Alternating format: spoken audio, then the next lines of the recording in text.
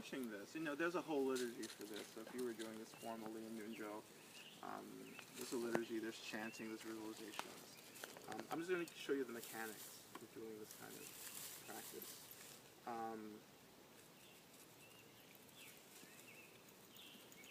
And so you're always beginning with the intention. So you have the visualization. Look at that. See, there's already some inclination to do prostration, so that's a good sign. So you have the intention that I'm doing this not for myself, but for all beings. So that's the bodhicitta. Okay. So that's the bodhicitta. Bodhicitta says, it's the attitude that I am practicing in order to benefit all beings, to bring enlightenment to all beings. So I'm doing this prostration because I want to benefit all beings. And I'm doing that through cutting through my own ego clinging. So it's just a skillful means. Are these prostrations like creating something to help people? Not necessarily, unless you're digging a hole, but what you're doing is removing the ego clinging, that prostrations are addressing. So that's the magic there. Sorry if I ruined it for you. So we began with our palms in prayer position, prayer mudra.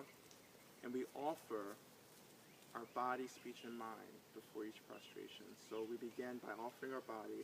So in Tibetan Buddhism, our body is represented by the top of our head. So this is our body. Then we bring our mudra to our throats. We're offering our speech. And then we bring it to our chest. We're offering our minds, because in Tibetan Buddhist culture, mind is represented by heart.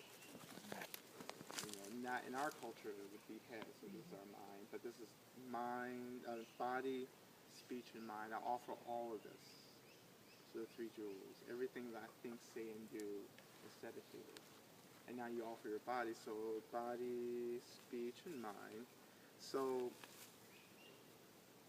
you can slide down. So sliding down is one method of prostration, which is easier. You're going to get a good diaphragm, ab workout like that. But I don't have sliders, so you just slide down. You have gloves or pads or something. Oh, okay. You just slide down. It's really easy, and that's what you should be doing eventually.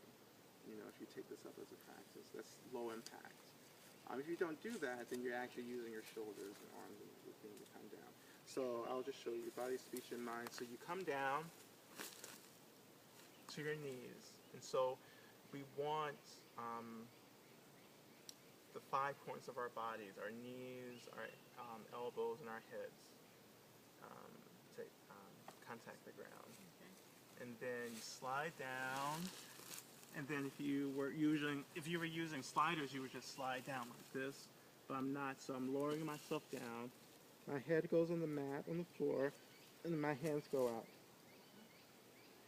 And then you bring your hands back, and then you come up, and you prepare to do another one. Okay. Yeah. And you stay down. Are you supposed to stay down for a few seconds, or you just come right No, back you up? just come right back up. Okay, good. Yeah. Yeah, I'm not.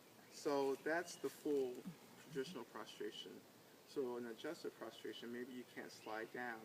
So you're coming down in a traditional, this is what we would do, coming into a shrine room or bowing before a teacher. That's a short prostration, and that's easy to do there.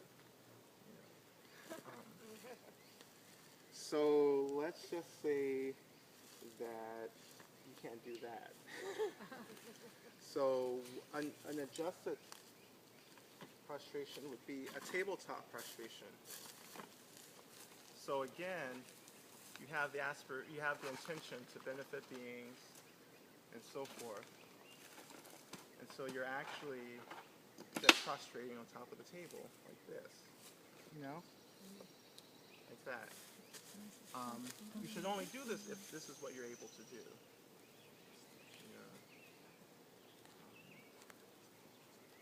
So those are the main, adjustments that you would make. Okay. Yeah. And so when you're doing this, you're saying the mantra is actually just about 6 lines in the traditional Nunjo for our school, for the Kagyu school.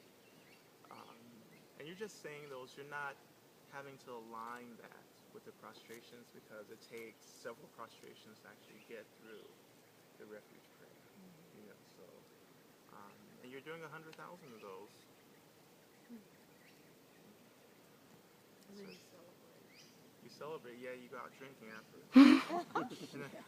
In about 5 to 10 years, once you're finished with that, or in retreat a month. A month? You did that many in a month? I didn't do that many. I got close though. But you're doing this for a month. This is all you're doing all day. Yeah, it's a party. How do you keep count on it?